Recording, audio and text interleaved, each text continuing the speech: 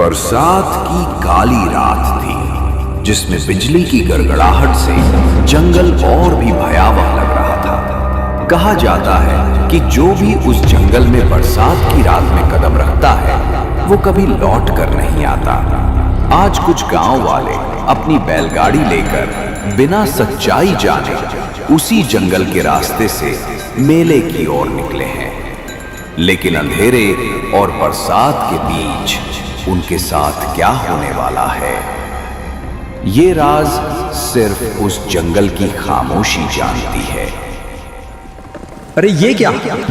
ये लो, मैंने पहले ही मना किया था। मैंने कहा था कि इस रास्ते से मत जाओ। अब देखो, बारिश आने वाली है, ऊपर से ये घना जंगल, आप क्या करेंगे? अरे सजल, तू क्यों घबराता है? ये बादल बस गरज रहे हैं, बरसेंगे नहीं। इससे पहले ही हम मेले में पहुंच जाएंगे।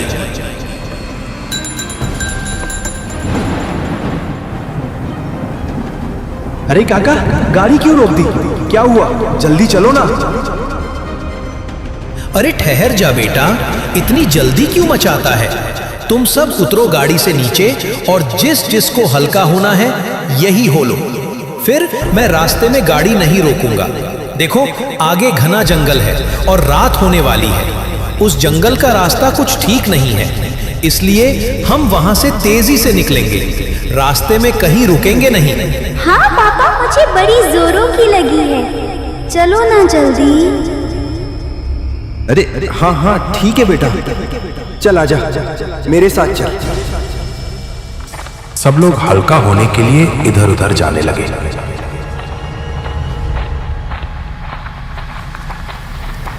अजी सुनते हो, हम उन झाड़ी के पीछे चले जाते हैं। हाँ ठीक है, लेकिन जरा ध्यान से, डरावना जंगल है, ज्यादा अंदर मत जाना।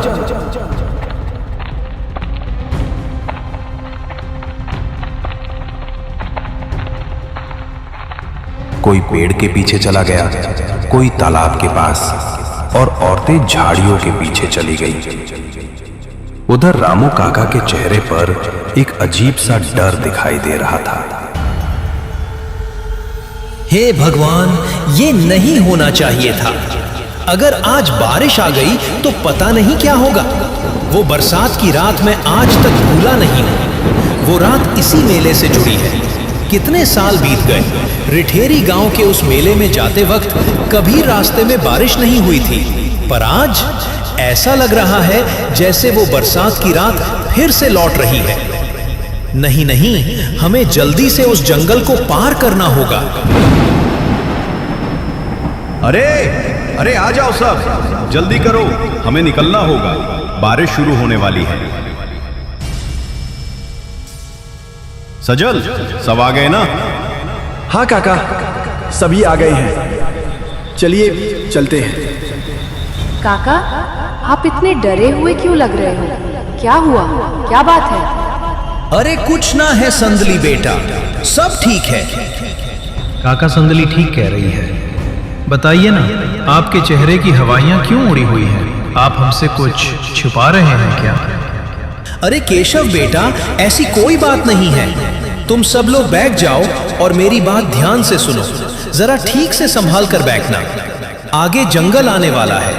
वो जंगल का रास्ता कुछ ठीक नहीं है।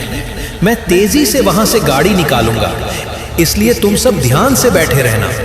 काका की बात सुनकर सभी लोगों के चेहरे पर डर और गंभीरता के भाव उभर आए। वे सभी गंभीरता के साथ गाड़ी में बैठ गए। रात लगभग हो ही गई थी। चांद पूरा था और उसकी हल्की रोशनी जंगल के सुनसान रास्ते पर फैली थी। घना सन्नाटा, दूर कहीं कुत्तों के भौंकने की आवाज और कभी उल्लू की हू की गूंज। बैलगाड़ी के पहिए मिट्टी के उबड़ खाबड़ रास्ते पर डोलते हुए चले जा रहे थे। तभी बिजली कड़की और वही हुआ जिसका